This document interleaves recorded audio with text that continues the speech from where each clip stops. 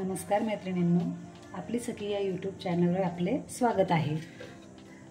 तर आपण आज बनवणार आहोत खोबऱ्याचा खीस। तर आता गणपती बाप्पा आपले लाडके दैवत म्हणून ओळखले जातात आणि त्यांचं आता आगमन होणार आहे। तर त्यांच्या वेगवेगळ्या नैवेद्यासाठी आपल्याला खोबऱ्याचा खीस लागणार आहे। तर खोबऱ्याचा खीस आपण बाहेर रेडीमेड आणला तर तो खौट सारखा लागतो, तो चवीला चांगला लागत नाही, म्हणून आपण घरीच खोबऱ्याचा पांढरा शुभ्र खीस बनवणार आहोत। तर ते खीस बनवण्यासाठी मी हे 2 नारळ घेतलेले आहेत। ते नारळ आपल्याला आता कुकरमध्ये या प्रकारे टाकून घ्यायचे आहेत। तर मी 2 नारळ टाकले आहेत। आपल्याला जेवढा खीस बनवायचा असला तेवढे आपण नारळ घेऊ शकतो, एकही घेऊ शकतो, 2ही जर आपल्याला जास्त पाहिजे असले तर आपण 2 पेक्षा जास्त सुद्धा घेऊ शकतो। तर मी हे 2 नारळ कुकरमध्ये टाकलेले आहेत। तर त्याच्यासाठी मी आता 2 ग्लास पाणी घेत आहे।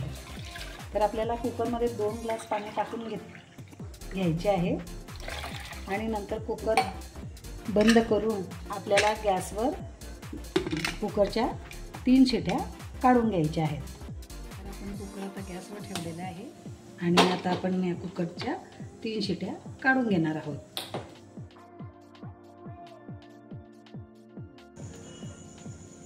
तर मैत्रिणींनो, आपले नारळ आपण कुकरमध्ये शिजवायला टाकलेले होते। तर आता 3 शिट्ट्या झालेल्या आहेत। मी बंद करून ठेवलं होतं, तर याची वाफही निघून गेली आहे आणि आता नारळ आपले या प्रकारे असे झालेले आहेत आणि त्याच्यात पाणीसुद्धा लाल झालेलं आहे। तर आपल्याला आता हे नारळ याच्यातून आपल्याला आता खोबरं काढायचं आहे। पण असं जड काहीतरी वस्तू घ्यायची आणि याला असं ठोकून घ्यायचं आहे थोडं थोडं असं। आपल्याला काय होईल, तर आपला तो आतला गोटा आहे ना, तो ढिला होऊन जाईल व आपलं हे करवंट लवकर फुटून जाईल। या प्रकारे मी हे ठेचणी घेतली आहे, त्याच्याने असे ठोकून घेत आहे। तर आपण हे नारळ सगळ्याकडून ठोकून घेतलेलं आहे। तर तुम्ही बघू शकता याच्या अशा करवंट्या निघत आहेत। तर मी याला अजून ठोकून घेणार आहे। ठोकल्यानंतर याची पूर्ण करवंटी निघून आपल्याला हे सर्व काढून घ्यायचं आहे।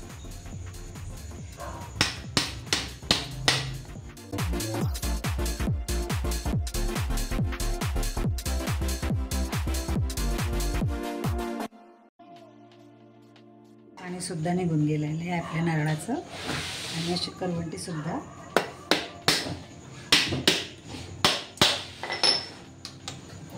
पूर्ण निघून गेली। तर मैत्रिणींनो, तुम्ही बघू शकता हा असा आपला गोटा त्या नारळामधून निघालेला आहे आणि आपण त्याचं पूर्ण पाणी काढून घेतलेलं आहे। साधारण एवढं पाणी त्या नारळातून निघालेलं आहे आणि तुम्ही बघू शकता याची सालही अशी लगेच निघत आहे। तर मी आता सुरीने हे सगळी साल काढून घेणार आहे।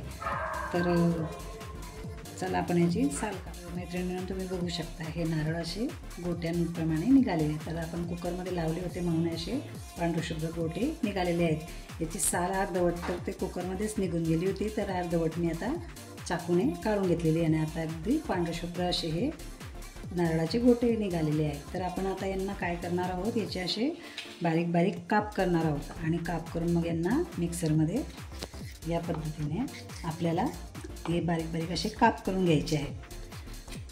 तुम्ही बघू शकता हे असे काप आपल्याला मिक्सरमध्ये काढता येतील, असे जास्त जाड नाही, असे मध्यम आकाराचे आपल्याला काप करून घ्यायचे आहेत।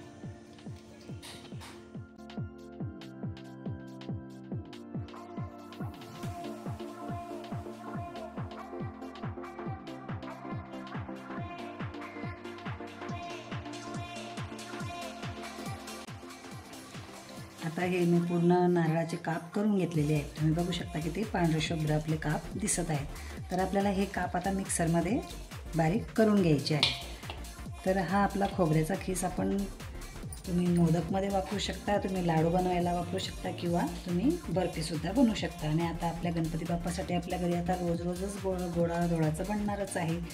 कधी गोडाचा नैवेद्य, तर कधी लाडू, तर कधी मोदक। तर हा खीस आपण जर असा बनवून ठेवला तर आपल्याला कुठलाही पदार्थ लगेच बनवता येईल।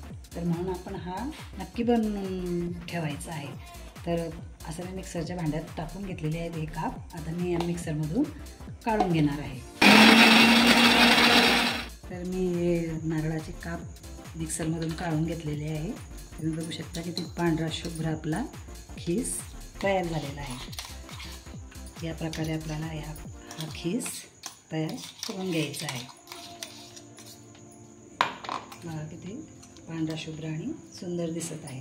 तर आपल्याला सर्व काप असे मिक्सरमधून बारीक करून घ्यायचे आहेत.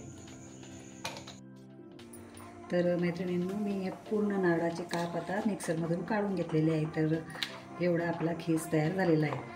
तर हा खीस आपला कोरडा एकदम सुक्का करण्यासाठी आपल्याला कढईमध्ये मंद आचेवर याला जर आपण परतवत राहिले तर हा एकदम कोरडा आणि आपला जसा बाजारातला खीस येतो ना आपला खोबऱ्याचा, तसा खीस तयार होतो. पण तो बाजारातला खोबऱ्याचा खीस असतो ना तो खौट लागतो आणि तो खराबही होऊ शकतो व जास्त दिवस टिकत नाही. तर आपला हा खोबऱ्याचा खीस आपण कितीही दिवस टिकवू शकतो. तर तुम्ही सुद्धा नक्की असा खीस करून ठेवा आणि करून बघा. जर तुम्हाला हा माझा व्हिडिओ आवडला असेल तर तुम्ही लाईक करा, शेअर करा आणि सबस्क्राईब करा.